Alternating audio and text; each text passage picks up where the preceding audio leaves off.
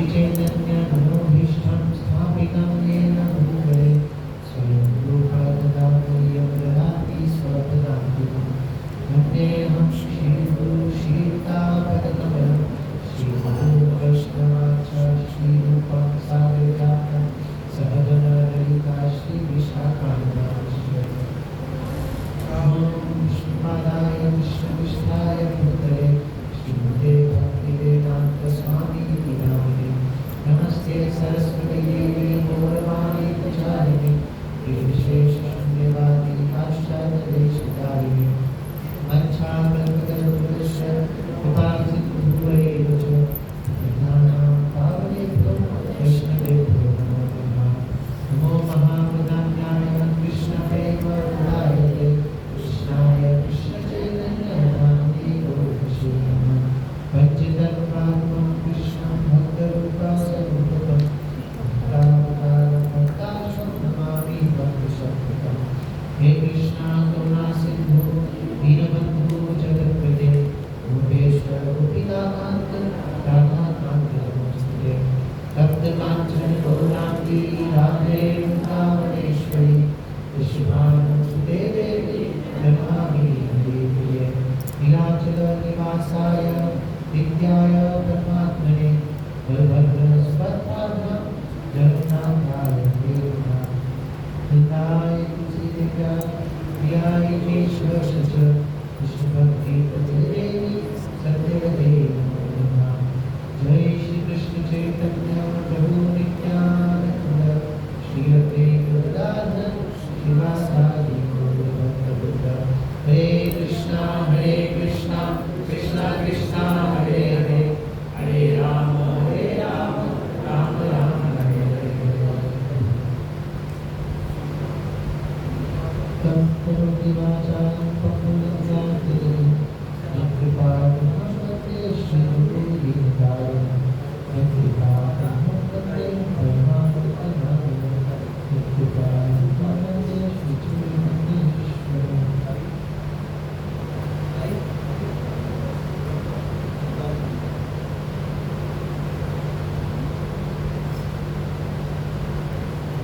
हरे कृष्णा आशीर्वाद का स्वागत है आज के हरे कृष्ण संप्रदाय के प्रोग्राम में।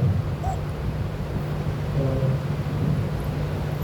आज का हम लेक्चर एक क्वेश्चन से स्टार्ट करेंगे।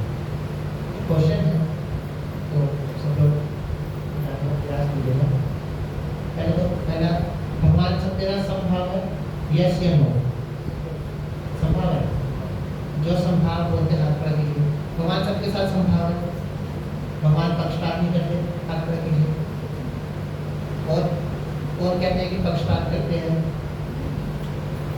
हाँ नहीं बेच कर हाथ खड़े। और कहते हैं पक्षपात करते हैं, कुछ नहीं बोलो और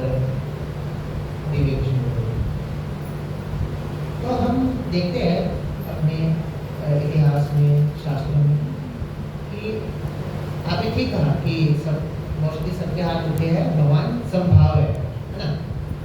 ठीक है, हम हर जगह जाते हैं कृष्ण माता, कृष्ण पिता, कृष्ण सभी जीवों के माता पिता है ना? तो सीधी सी बात है, अगर माता पिता है तो हम सब उनके बच्चे तो सब संभाव है। लेकिन हम देखते क्या है कि जैसे असुर और देवता हमेशा किसका पक्ष लेते भगवान? ऐसा क्यों है? असुर के अपने बच्चे भी हैं। महाभारत में देखते हैं कौरव पांडव किसका पक्ष लिया? ऐसा कि कौरव उनके सरदारी नहीं है, हाँ ठीक है। तो ये क्या हुआ? ये दोनों बातें अलग अलग, भगवान संभाव है कि पक्षपात करते हैं?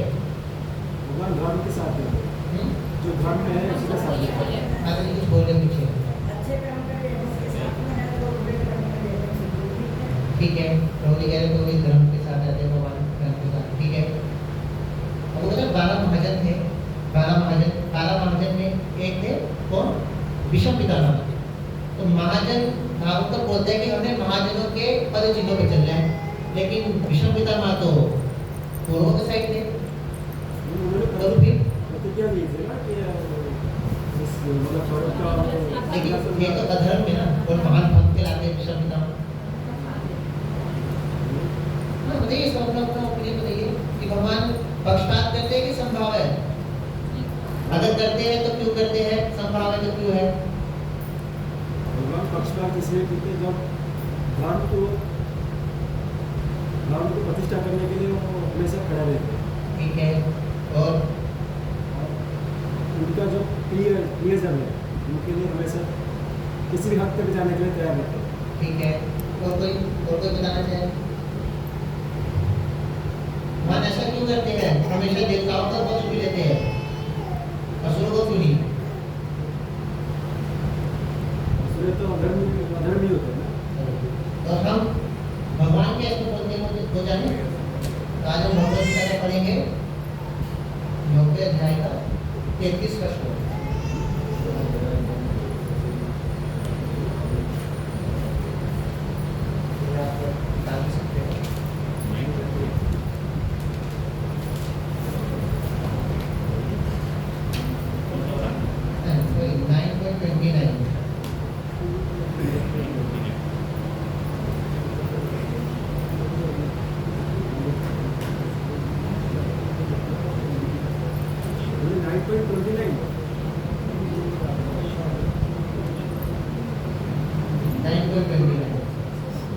तो मेरे पीछे आप लोग सब श्लोक बना सकते हैं। सम्मोहं सर्वभूतेषु नामे देशस्मि न प्रिया ये भजन्ति मां भक्त्या मयि ते तेषु चाप्यहम्। समोहं सर्वभूतेषु नामे देशस्मि न प्रिया ये भजन्ति तु मां भक्त्या मयि ते तेषु चाप्यहम्। समोहं सर्वभूतेषु नामे देशस्मि न प्रिया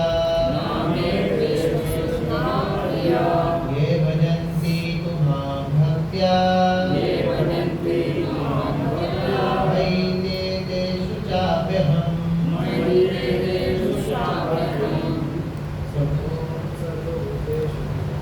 समोहं सर्वभूतेषु नामे देशस्मि न प्रिया ये भजन्ति मां भक्त्या मयि ते तेषु चाप्यहम्।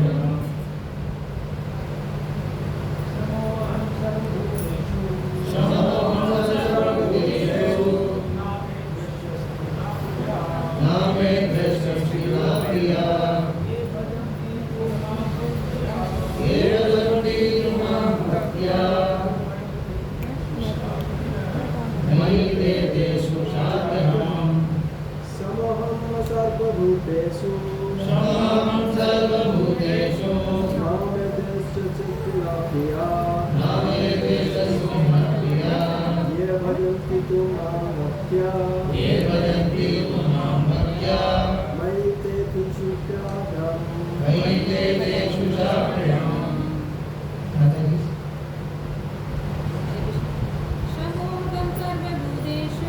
समोहं सर्वभूतेषु नामे द्वेषोऽस्ति न प्रिया नामे देशोऽस्ति न प्रिया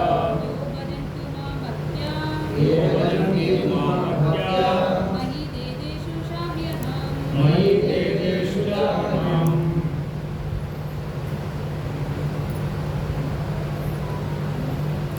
सम्मोहं सर्वभूतेषु न मे देशोऽस्ति न प्रिया ये भजन्ति तु मां भक्त्या मयि ते तेषु चाप्यहम्।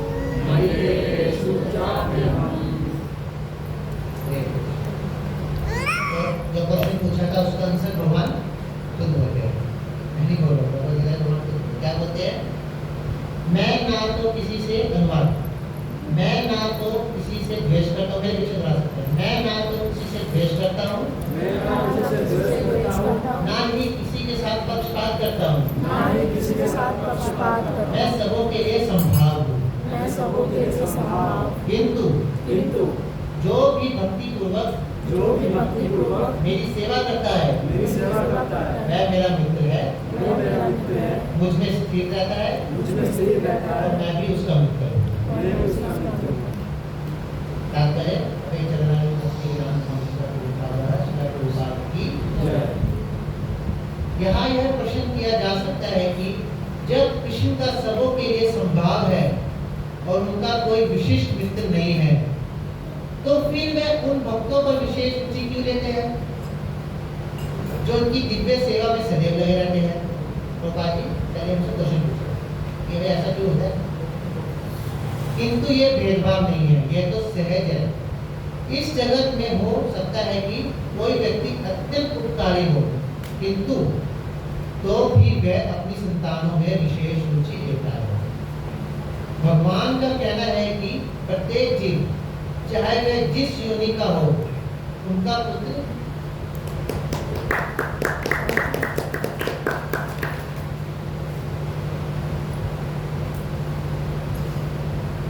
भगवान का कहना है कि प्रत्येक जीव चाहे वह जिस योनि का हो, उनका पुत्र है। अतः इसमें प्रत्येक जीव लिखा है, ध्यान से एक एक प्रोग्राम से पढ़कर लिखते हैं ना, एक एक लाइन बोली है। प्रत्येक मनुष्य ने लिखा, क्या लिखा है? प्रत्येक जीव के अंदर सब आते हैं, जीव जंतु पक्षी सब।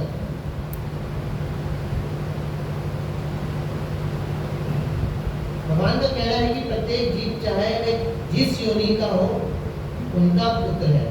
अतः वह हर एक को जीवन की आवश्यक वस्तुएं प्रदान करते हैं। वह उस बादल के सदृश है जो सबों के ऊपर जब वृष्टि करता है, चाहे यह वृष्टि चट्टान पर हो या स्थल पर या जल में हो। किंतु भगवान अपने भक्तों का विशेष ध्यान रखते हैं। ऐसे ही भक्तों का उल्लेख हुआ है। वह सदैव कृष्ण भावनामृत में रहते हैं, फलतः वह निरंतर कृष्ण में लीन रहते हैं। कृष्णा भावनामृत शब्द ही बताता है कि जो लोग ऐसे भावनामृत में रहते हैं, वे सजीव अध्यात्मवादी हैं और उन्हीं में स्थित है। भगवान यह स्पष्ट रूप से कहते हैं, मयि ते, अर्थात वे मुझ में हैं, अर्थात भगवान भी उनमें है। इससे ये यथा मां प्रपद्यन्ते तान् तेषु भजाम्यहम् की व्याख्या भी हो जाती है। जो भी मेरी शरण में आ जाता है, उसकी मैं उसी रूप में रखवाली करता हूँ। यह दिव्य आदान प्रदान भाव विद्यमान रहता है, क्योंकि भक्त तथा भगवान दोनों सचेतन है। जब हीरे को सोने की अंगूठी में जड़ दिया जाता है, तो वह अत्यंत सुंदर लगता है। इससे सोने की महिमा बढ़ती है, किंतु साथ ही हीरे की महिमा भी बढ़ती है। भगवान तथा जीव निरंतर चमकते रहते हैं और जब कोई जीव भगवान की सेवा में प्रवृत्त होता है, तो वह सोने की भांति दिखता है। भगवान हीरे के समान है, अतः यह संयोग अति उत्तम होता है। शुद्ध अवस्था में जीव भक्त कहलाता है। परमेश्वर अपने भक्तों के भी भक्त बन जाते हैं। बहुत छोटा लेकिन बहुत महत्वपूर्ण। परमेश्वर अपने भक्तों के भी भक्त बन जाते हैं।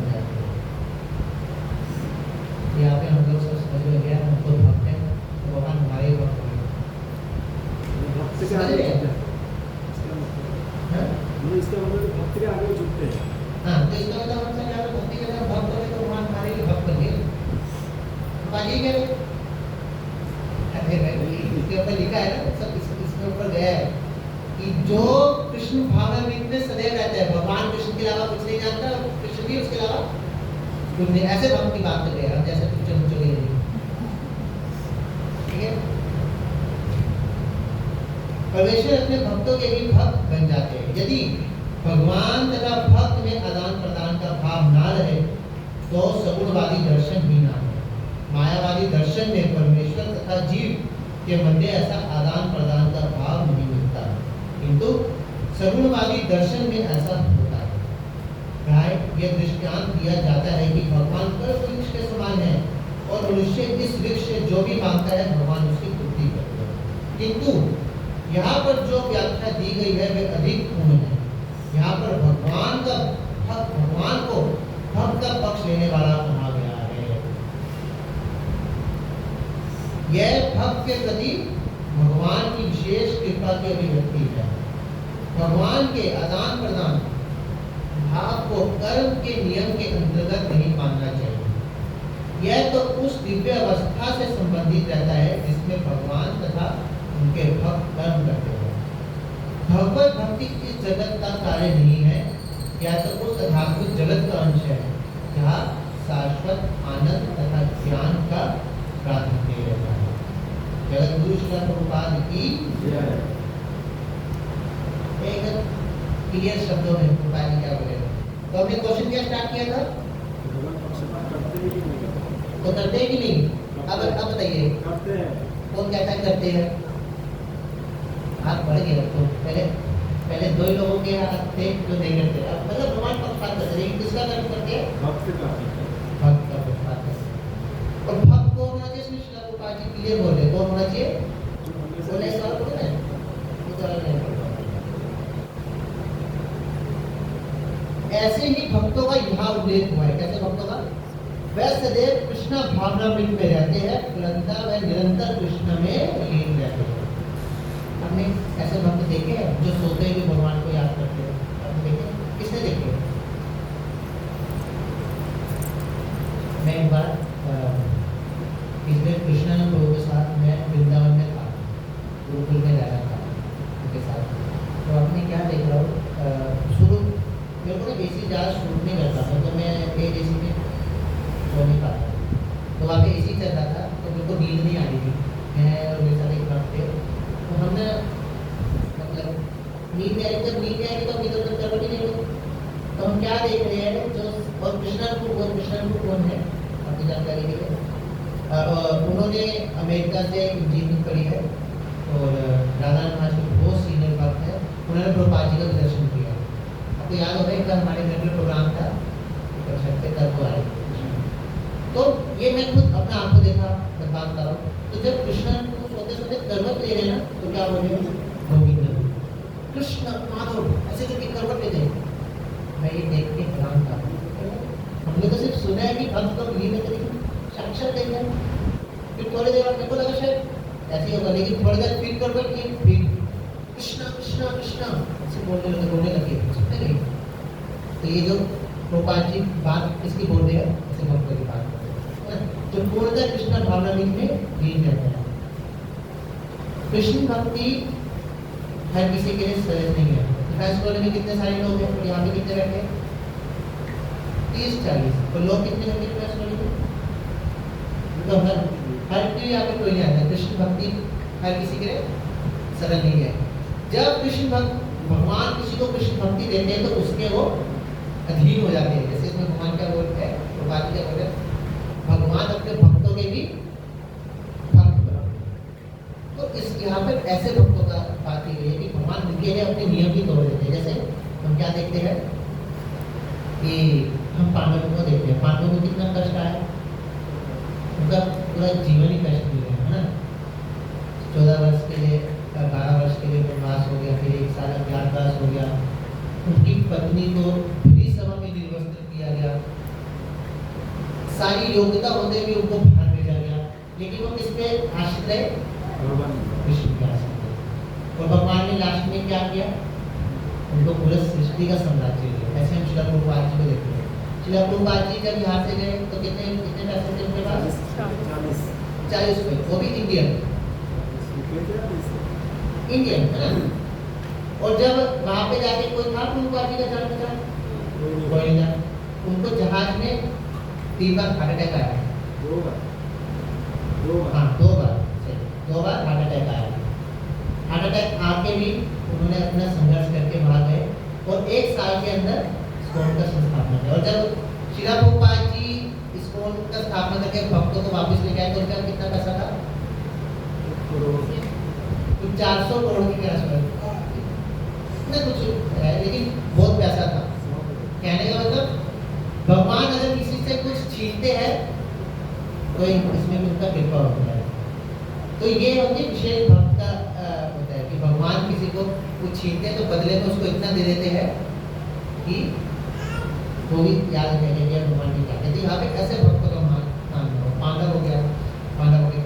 और आपने भागवत में सुना होगा, जिसे आप महाभारत देखते हैं कि जब द्रौपदी महारानी का चीरहरण वस्त्रहरण होता है तो द्रौपदी महारानी क्या करती है, सबके पास जाके बोलती है कि मुझे बचाओ, मैंने अपने 5 पति को बचाओ, मेरी रक्षा करो। उनके पति ऐसे थे, भीम इतना शक्तिशाली, अर्जुन इतना शक्तिशाली, लेकिन कोई भी उनकी सहायता नहीं करता। और फिर किसके पास जाते हैं, द्रोणाचार्य के पास जाते हैं, उनकी सहायता नहीं करते, वो भी नहीं कर पाते। भीष्म पितामह जिनको इच्छा मृत्यु का वरदान था, उनके पास जाते, वो भी सहायता नहीं कर पाते, कोई उनकी सहायता नहीं कर पाते। तो जब देखते हैं कोई नहीं कर पाते तो फिर द्रौपदी क्या करती है, अपने आप ही अपनी रक्षा करती है, अपने आप अपनी साड़ी को बचाती है। लेकिन दुशासन ने 10,000 भाते हो, द्रौपदी क्या करेगी, तो जब वो पता लग जाता है द्रौपदी महारानी को कि भाई अब तो मेरा कुछ नहीं हो सकता, तो वो क्या करते हैं, हाथ उठा के भगवान को पुकारते और भगवान तुरंत उनकी रक्षा के जाते हैं। लेकिन हम जब लास्ट में महाभारत खत्म हो जाता है, सब दुर्योधन मर जाता है, सब कुछ हो जाता है, लास्ट में क्या होता है, अश्वत्थामा एक ब्रह्मास्त्र छोड़ता है, कहा उत्तरा के गर्भ में परीक्षित महाराज को मार दिया। उत्तरा के सामने उसके 5 ससुर खड़े हैं, 5 ससुर मतलब अर्जुन, भीम, युधिष्ठिर, नकुल, सहदेव। वो उनके पास जाती है, वो क्या करती है, तुरंत जब दिखता है कि भाई कोई एक अग्नि से जलता हुआ अस्त्र मेरी तरफ आ रहा है, वो तुरंत वो द्रौपदी ऐसे टाइम वेस्ट नहीं करते, वो क्या करते हैं, तुरंत जाके भगवान कृष्ण जा रहे होते हैं, युद्ध खत्म हो गया तो जा रहे थे द्वारका, तो आके क्या बोलते हैं, भागी भागी महायोगी देव देव जगतपते। कि जब हम पढ़ते थे ना तो हमको इतना अच्छा लगा, इससे ना हमें प्रार्थना का हमें पता लगता है कि हमें भगवान से प्रार्थना कैसे करनी चाहिए। हमें अगर कोई दुख है ना तो हमें नहीं बोलना चाहिए भगवान के दुख इस दुख से निकाल ना, ये प्रार्थना का स्तर नहीं है। प्रार्थना का स्तर क्या है, उत्तरा महारानी उस श्लोक में बता रहे क्या बोल रहे हैं कि हे कृष्ण, अनुवाद बोलो, हे कृष्ण, अगर आपकी इच्छा है तो इस अस्त्र से मेरे पुत्र की रक्षा कीजिए। वो अपनी रक्षा के लिए नहीं बोलती, तो बोलते मेरे अगर आपकी इच्छा है, ये नहीं कि हे भगवान आपने मेरे ससुर को 5 ससुरों को बचाया, आपने आप प्लीज नहीं बचा, क्या बोलते आपकी इच्छा है तो ये प्रार्थना का स्तर है। अगर हम किसी भक्त के लिए प्रार्थना करते हैं तो ये होना चाहिए कि अगर भगवान आपकी इच्छा है, अगर अपने लिए भी कि भगवान अगर आपकी इच्छा है तो मुझे इस दुख से निकालें, ये प्रार्थना का लेवल है। तो भगवान क्या करते हैं, तुरंत क्या करते हैं, गर्भ में जाकर परीक्षित महाराज की रक्षा। अब ये जो एक देखने वाली बात है कि भक्तों को पक्षपात देते हैं, तो समझ में आ गया भगवान भक्तों को पक्षपात देते हैं। कैसे भक्तों को पक्षपात देते हैं, जो निरंतर कृष्ण भावना के लगे रहते हैं, जो भगवान के अलावा किसी को नहीं जानते और भगवान के ऐसे भक्तों के अलावा किसी को नहीं जानते। इसमें गोलपा आज एग्जाम्पल बहुत अच्छा दे रहे हैं, इसका एग्जाम्पल दे रहे हैं, जैसे बादल होता है ना, बादल जब बारिश करता है तो देखता है यार ये तो नदी भरी हुई है, यहाँ पे मैंने पानी नहीं देना, सोचता है बादल, सोचता है वो बादल सबके लिए समान वर्षा करते हैं। जैसे सूरज जब निकलता है तो क्या देखते हैं कि यार ये व्यक्ति पैसों वाला है, इसके घर में रोशनी मिली, ये व्यक्ति पैसे वाला नहीं है, इसके घर रोशनी मिली, ऐसा सोचता है। क्या करता है सूरज, सबको सब वो करते हैं, है ना। ऐसे ही भगवान सबके साथ संभाव है। लेकिन जैसे इसमें प्रभुपाद जी एग्जाम्पल दे रहे हैं, हम सब भगवान के बच्चे हैं, है ना। लेकिन जो बच्चा भगवान के लिए कुछ करेगा, जैसे एक पिता के 2 बच्चे हैं, एक अच्छा बच्चा और एक बुरा बच्चा। अच्छा बच्चा हर पिता के अनुसार कार्य करता है, पिता को खुश करने के लिए कार्य करता है, उसका एक मोटिव रहता है कि मैं ऐसे कार्य करूं कि पिता खुश रहे। कोई दूसरा उसका बोझी, वो हमेशा जो कार्य करता है अपने पिता को दुखी करने वाला करता है, तो पिता का किसके तरफ आकर्षण ज्यादा होगा, जो बच्चा पिता का बाप मानता है उसका। लेकिन ऐसा करेगा पिता कि दूसरे को घर से निकाल देगा, ऐसा नहीं करेगा, रहेंगे दोनों बराबर। लेकिन पक्ष किसका लेंगे, वो जो बच्चा पिता की बात मान है। इसी तरह भगवान क्या बोल रहे हैं कि जो मेरे भक्त है, जो मुझे मेरे अलावा किसी को नहीं जानते, ऐसे भक्तों के लिए मैं पक्षपात करूँगा। तो इसमें हम देखते हैं दो बच्चों में से जो दुष्ट है उसकी तरफ पिता का ज़्यादा ध्यान जाएगा, ज़्यादा चिंता भी रहेगा, क्योंकि उसका नालायक है वो बच्चा। नहीं चिंता रहेगा, लेकिन प्रेम किसके साथ ज्यादा रहेगा? ऑटोमेटिक जो बच्चे उनके पास में ऐसा नहीं है। इसलिए तो भगवान कृष्ण का नाम क्या है? करुणा सिंधु, है ना? वो सभी के लिए करुणा भाव है, लेकिन जो उनके भक्त है, जो उनसे प्रेम करते हैं, उनके लिए तो विशेष वो रखेंगे ना। ऐसा क्यों? भगवत गीता में भी भगवान एक जगह बोलते हैं, क्या बोलते हैं? पूरी भगवत गीता में हम इसका वार्तालाप देखते हैं अर्जुन का और भगवान का। वेदव्यास एक क्वेश्चन बोल रहा है, संजय दास ने कंक्लूजन बता रहे हैं ना। सारे श्लोक भगवान बोल रहे हैं, लेकिन एक श्लोक है जो भगवान बोल रहे हैं, लेकिन किसको बोल रहे हैं कि तुम इसकी घोषणा करो। कौन सा श्लोक है? कौनते प्रतिजानाहि नम भक्त्या परिषदि।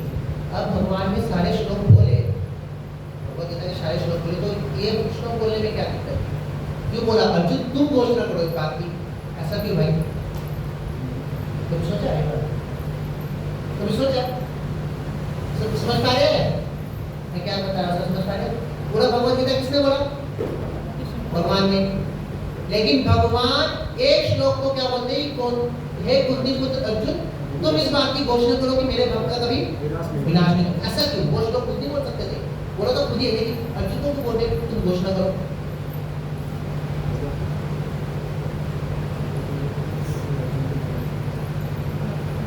कोई ठीक है, इसका एक सिंपल सा आंसर है, सिंपल सा। वो भगवान इसलिए भक्त को अर्जुन भक्त भी और उनका सखा भी है, तो वो एक भक्त को क्यों बोल रहे हैं? उनका गुण करने के लिए कि तुम एक घोषणा कर दो कि मेरे भक्त का कभी विनाश नहीं हो। क्यों? क्योंकि भगवान क्या है, अपनी बात को बोल जाते हैं। जब वो देखेंगे ना भक्त अपनी बात को बोल जाते हैं, लेकिन भक्त अगर बोलेगा ना, भक्त अगर बोलेगा तो वो भगवान उसको कभी नहीं कर। अब जैसे भगवान ने प्रतिज्ञा दी थी, क्या प्रतिज्ञा दी थी? कि मैं महाभारत युद्ध में अस्त्र नहीं उठाऊंगा। और एक उनके भक्त ने भीष्म पितामह ने प्रतिज्ञा के लिए कि मैं प्रतिज्ञा लेता हूँ मैं कृष्ण से अस्त्र उठाऊंगा। तो भगवान ने किसकी प्रतिज्ञा को महत्वता दिया? लाइव एग्जांपल देखते हैं। तो भगवान ने क्या किया? मेरी प्रतिज्ञा गई बाढ़ में, जो मैंने बोला गया है हो गया बाढ़ में। तो भक्त की बात का मान रखना। इसलिए इस श्लोक में भगवान क्या बोलते हैं कि ए अर्जुन तुम एक घोषणा कर दो कि मेरे भक्त का कभी विनाश नहीं होता। इसलिए आप देखेंगे महाभारत युद्ध में आप सोचिए कि एक भक्त को इतना जब हम पढ़ता था ना, इसके अंदर हम टॉपिक से हटके जा रहा हूँ, लेकिन बहुत इम्पोर्टेंट बात है। अश्वत्थामा पांडवों के बच्चों को सोते हुए मार देता है। 5 बच्चों का सोते, देखिए कितना जघन्य पाप किया उसने। बच्चे सो रहे हैं, सोते सोते उनको मार दिया। ठीक है, तो जब सुबह उठे पांडव तो उनको बंदी बना के लेके आए। तो द्रौपदी महारानी क्या करती है? द्रौपदी महारानी क्या बोला उसको? मार दो। क्या बोलती है द्रौपदी महारानी? ये इस वाक्य से ना आपको मन में लगना चाहिए कि हमें कितना दया भाव है। मतलब बोल सकते हैं सवाल। तो क्या होता है कि द्रौपदी महारानी जब के सामने अश्वत्थामा को लाया जाता है, तो द्रौपदी महारानी क्या करती है कि इसे छोड़ दो। आप कल्पना कीजिए, सभी आपके ग्रस्त है, सबके बच्चे, किसी ने आपके बच्चों को सोते हुए मारा है, कुछ गलती ना होते हुए, और उसकी माँ क्या बोल रही है कि तुम इसको छोड़ दो। क्यों? क्योंकि ये आपके गुरु का पुत्र है, गुरु बन गए। जैसी मैं रो रही हूँ ऐसी द्रोणाचार्य की पत्नी न। ये भक्त का भाव है। ऐसे भक्तों के लिए ना भगवान अपना बोला बोला सब कुछ गया बाढ़ में, तो उसकी क्या इच्छा है उनके लिए सब। ये तो हो गया भगवान पक्षपात करते हैं। अब भगवान समभाव कैसे? ये भी थोड़ा बात कर ले। भगवान समभाव भी है, ऐसा नहीं कि भगवान समभाव नहीं है। भगवान समभाव कैसे है? भगवान का एक नाम है जगन्नाथ। अभी आ रही है जून में क्या है? जगन्नाथ के जाता है। भगवान का एक नाम क्या है? जगन्नाथ, जगत के नाम, है ना? तो जगत के नाम एक बार अभिनंदन प्रभु बता रहे थे जगत के नाथ है, लेकिन जगत का नाम भगवान का नाम असली में सार्थक किसने किया है? जगन्नाथ है, लेकिन असलियत में जो जगन्नाथ का जो नाम सार्थक किसने किया है? हमारे शिला प्रभुपाद जी ने। उड़िया के लोग बोलते थे ये जगन्नाथ जी की रथ यात्रा से जगन्नाथपुरी मंदिर, लेकिन शिला प्रभुपाद जी जब अपने शिष्यों को लेकर मंदिर में गए तो शिला प्रभुपाद जी को रोकते गए कि भाई आपके सारे शिष्य अंग्रेज है, अंदर एंट्री नहीं मिलेगी। तो प्रभुपाद जी कहे ठीक है मैं भी नहीं जाऊंगा, आपने इनको जगन्नाथ जी का दर्शन करने के लिए रोका है, मैं जगन्नाथ जी को भाग जाऊंगा। हमारे गुरु महाराज के कई सारे शिला प्रभुपाद जी ने आदेश दिए कि आपको ये करना है। उसमें से हमारे गुरु महाराज को एक शिला प्रभुपाद जी ने ये भी आदेश दिया कि आपने अंग्रेजों को पूरी मंदिर में प्रवेश दिलवाने के लिए बात कर रहे हैं। वो भी उस पर गुरु महाराज काम कर रहे हैं। वहाँ के दिग्विजय से मिले, मतलब वहाँ के राजा से मिले हैं, उससे मिला अभी उसमें काम चल रहा है कि लेकिन वहाँ के जो पंडे लोग इसमें कर रहे हैं। तो प्रभुपाद जी ने क्या कहा कि भाई तुमने जगन्नाथ जी को उड़िया के नाम बना के रखा है, लेकिन असलियत में जिनका नाम है जगन्नाथ। तो प्रभुपाद जी ने पूरे संसार में जगन्नाथ जी का रखा है, पाकिस्तान में भी जगन्नाथ जी का रखा है। तो असलियत में जो नाम सार्थक किसने किया? प्रभुपाद जी। इधर हमको इतना अच्छा है बाकी लगता है कि जब मैं भगवान का नाम सुनता हूँ भक्त वत्सल, तो मेरा मन ना बहुत कठोर होता है कि भगवान तो सिर्फ अपने भक्तों के लिए वत्सलता दिखाते हैं, मैं तो भक्त नहीं हूँ, इसका मतलब मेरे पे वात्सल्य नहीं दिखाएंगे। तो मैं थोड़ा निराश होता हूँ कि भगवान तो भक्त वत्सल है, मैं तो भक्त नहीं हूँ। लेकिन जब मैं आपका नाम सुनता हूँ पतित पावन, तो भी मेरा मन में बहुत दुखी होता है। क्या कि आप तो पतितों को पावन करने के लिए आए हो, मैं हूँ पतित लेकिन मैं पतित मानने को तैयार नहीं हूँ। हम सब पतित है लेकिन कोई अपने आप को क्या सकता है, मैं सच में पतित हूँ। अहंकार सामने आता है, अहंकार सामने आएगा। मतलब यह है कि एक भगवान का नाम है पतित पावन। पतित पावन मैं पतित हूँ लेकिन मानने को तैयार नहीं। लेकिन भगवान जब मैं आपका नाम सुनता हूँ जगन्नाथ, आप तो जगत के नाथ है ना, जगत की प्रजा है। प्रजा निराश होके जगत के नाथ के पास में जाएगी तो कहाँ जाएगी भाई? तो कहाँ जाएगी? किसके पास जाएगी? है ना? ये लाइन इतना अच्छा है ना। तो अभी भी आप देखते हैं, आप जगन्नाथ भगवान का कृपा देखिए, ठीक है मंदिर में आने के लिए प्रवेश बंद किया, लेकिन होता क्या है जगन्नाथ जी रथ यात्रा और स्नान यात्रा वाले दिन बाहर आते हैं। जो लोग मंदिर में नहीं आ सकते उनको भी दर्शन देने के लिए। तो ये भगवान का पहला पॉइंट क्लियर होता है कि भगवान सबके लिए संभाव है, लेकिन अपने भक्तों को वो तो ये थोड़ा जगन्नाथ जी का भी 27 तारीख को जगन्नाथ रथ यात्रा है। ये जो 9 दिन 7 दिन 7 या 9 दिन रथ यात्रा का जो रिटर्न कितना 9 दिन होता है? 7 दिन उस तो ये भी चल गया है कि आप रथ यात्रा नहीं निकाल सकते जगन्नाथ जी का, इसलिए हर जगह कृष्ण बलराम का यात्रा होता है। लेकिन ये 9 दिन या 10 दिन 12 दिन जितना भी है पूरे संसार में रथ यात्रा निकालते हैं। उसी दिन हमारे माला में भी रथ यात्रा है। तो ये जगन्नाथ जी का विशेष कृपा है कि जो जगन्नाथपुरी में अंदर दर्शन नहीं करने जा सकते, जगन्नाथ जी अपनी कृपा देने के लिए बाहर आते हैं। और बाहर आते हैं ऐसे भी कि एक दिन में पहुंच जाते हैं, आराम से रुकते रुकते 2-3 दिन गुंडीचा मंदिर तक लगे रहते लोग। उनके रास्तों में मैंने खुद देखे, हम एक बार मैं रथ यात्रा में था तो मुसलमान लोग आके वहाँ पे जगन्नाथ जी का पूजा करते। अभी भी साल वेद का एक समाधि रास्ते में आता है, जगन्नाथ जी का बारात साल में मुसलमान लोग। अभी भी आप मायापुर में भी ये तो जगन्नाथपुरी की बात, मायापुर में जहाँ जगन्नाथ जी का मंदिर है, राजापुर जगन्नाथ जी का, वहाँ पे तकरीबन सब मुसलमान हैं। और जगन्नाथ में आता है सबसे ज़्यादा डोनेशन आता है वो मुसलमानों का आता है।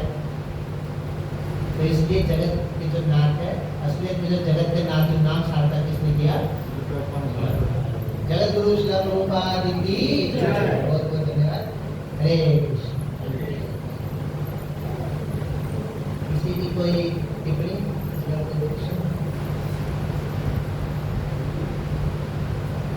सही है।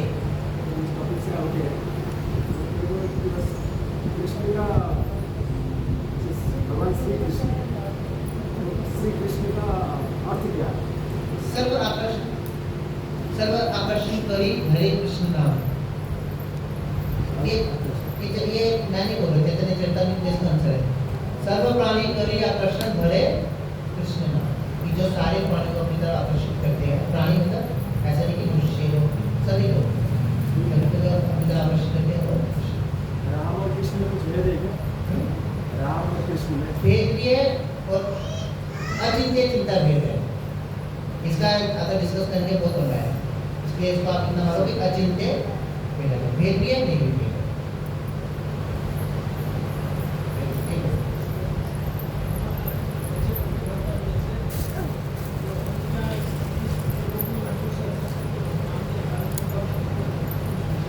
कुछ विशेष के बदले हम कच्चे पक्के होते हैं। इसका सिंपल सा एक लाइन आंसर, बहुत अच्छा क्वेश्चन है ना।